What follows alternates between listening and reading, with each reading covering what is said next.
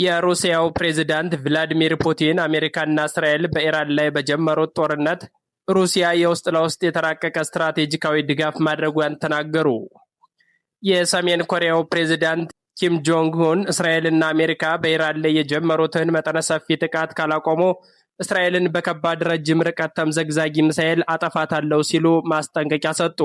ሶስተኛው የዓለም ጦርነት ሊጀመር ጫፍ ላይ የደረሰ በሚመስል አኳኋን ሀያላን ሀገራት አሜሪካና እስራኤል በኢራን ላይ ከጀመሩት ጥቃት በበለጠ የሚያሳዩት ወደ ጦርነት የመግባት ግስጋሴ ዓለምን ይበልጥ አስጨንቆታል። በዚህ ከተጀመረ አምስት ዓመታትን ያስቆጠረው የሩሲያና ዩክሬን እንዲሁም የእስራኤልና የሐማስ ጦርነት በከፍተኛ ተጠንቀቅ ላይ ያለው የቻይናና የታይዋን የጦርነት ዝግጅት አሜሪካን ጨምሮ ሩሲያና እንግሊዝ እንዲሁም ሰሜን ኮሪያና እስራኤል የሚያሳዩት የመጠፋፋት ዛቻና ፉክክር ዓለም ወደየት እየሄደች እንዳለች የሚያመላክተው አንድ እውነት አለ ነው የሚባለው። እንግሊዝ ለዩክሬን የምታደርገውን የጦር መሳሪያ እገዛ የማታቆም ከሆነ ሩሲያ በእንግሊዝ ታላላቅ ከተሞች ላይ የአየር ጥቃት ትፈጽማለች በሚል እንግሊዝ ፍርሃት ላይ ወድቃለች። መረጃዎች እንደሚሉት ከሆነ ሩሲያ በእንግሊዝ ላይ የኒውክሌር ጥቃት ከፈጸመች ኦክስፎርድ፣ ካምብሪጅ እና ሌሎች ትልልቅ ከተሞች ይወድማሉ። ቀጥላም ሩሲያ ጥቃቷን በመላው አውሮፓ ልታደርግ ትችላለች ተብሎ ተሰግቷል። ሩሲያ አንድ ታላቅ ፍላጎት አላት። እርሱም የቀድሞውን የሶቪየት ህብረት ግዛቶች ማለትም ምስራቅ አውሮፓን መጠቅለል የሚል እንደሆነ በአውሮፓውያን ዘንድ ይነገራል።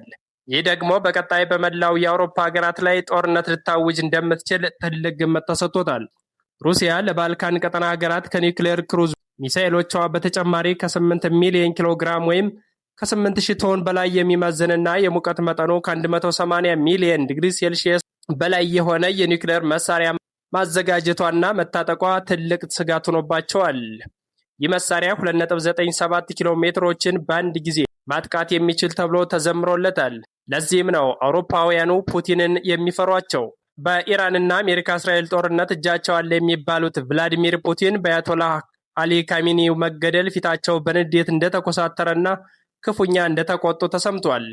ይህ ጥቃት ከመፈጸሙ በፊት የሩሲያው ፕሬዝዳንትና የኢራን አቻቸው ለ20 ዓመታት የሚዘልቅ ዘርፈ ብዙ የሆነ ስምምነት እንደተፈራረሙ ይታወቃል። ታዲያ የሩሲያ ፕሬዝዳንት ቭላዲሚር ፑቲንና የአገሪቱ የጸጥታ ምክር ቤት ምክትል ፕሬዝዳንት ዲሚትሪ ሜድቬዴቭ አሜሪካና እስራኤል በኢራን ላይ የጀመሩትን ጥቃት እስከዚህ ሳምንት መጨረሻ የሚቀጥሉ ከሆነ ሶስተኛው የዓለም ጦርነት መጀመሩ አይቀሬ ነው። እኛም የኒውክሌር የጦር መሳሪያ ለኢራን እናስታጥቃታለን። ከዛም የተፈራው ጦርነት ይጀምራል። ስለዚህ ጥቃቱን እዚህ ላይ ይብቃ ሲሉ አሜሪካና እስራኤልን በብርቱ አስጠንቅቀዋል።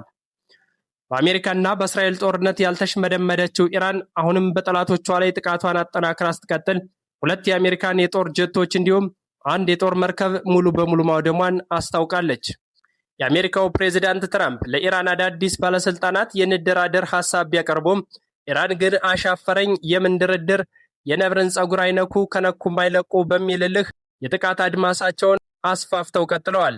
ኢራን ከ10,000 ኪሎ ሜትር በላይ የሚምዘገዘግ ሚሳኤል መሞከሯ አሜሪካን በእጅጉ አስደንግጧታል እየተባለላት ነው። ይህን የሰማው ትራምፕ በዋና ዋና ከተሞችና መሰረተ ልማቶች ላይ ከፍተኛ ጥንቃቄ እያደረግን ነው ሲሉ ፍርሃታቸውን አንጸባርቀዋል። በተያያዘ ዜና ሩሲያና ቻይና የጦርነቱን ጉዳይ በተጠንቀቅ እየተመለከቱት ነው። ምናልባትም ጦርነቱ የሚቀጥል ከሆነ ወደ ኢራን መወገናቸው የማይቀር እንደሆነ መረጃዎች እየወጡ ነው። ቻይና የተጀመረውን ጦርነት እንደ ክፍተት ተጠቅማ በታይዋን ደሴት ላይ ልትንቆራጠጥ ትችላለች የሚሉ ዜናዎች እየተሰሙ ነው። ሰሜን ኮሪያም ጓደኛ ሲታማ ለራስ ብለህ ስማ ነውና ነገሩ ከወዲሁ አስፈላጊውን ዝግጅት እያደረገች እንደሆነ አስታውቃለች። ትራምፕ በጀግንነቷ የሚመሰክሩላት ኢራን ዛሬም የምን ወደ ኋላ ገጥመናል፣ ጥቃታችን በእስራኤልና በአሜሪካ የጦር ሰፈሮች አጠናክረን እንቀጥላለን ስትል አይበገሬነቷን አሳይታለች። አሜሪካና እስራኤልም መጠነ ሰፊ ጥቃታቸውን በኢራን ላይ አነጣጥረዋል። እስራኤል ከ100,000 በላይ ተጠባባቂ ኃይሏን በተጠንቀቅ እንዲቆሙ የክተት አዋጅ አውጥታለች።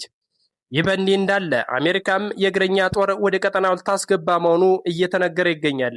አሜሪካም ሆነች እስራኤል ኢራንን በዚህ ደረጃ ትከብደናለች ብለው አስበው እንደማያውቁም በራሳቸው አንደበት መስክረውላታል። አሁን ዓለምን ያስፈራው የአሜሪካ እስራኤልና የኢራን ጦርነት ብቻ አይደለም።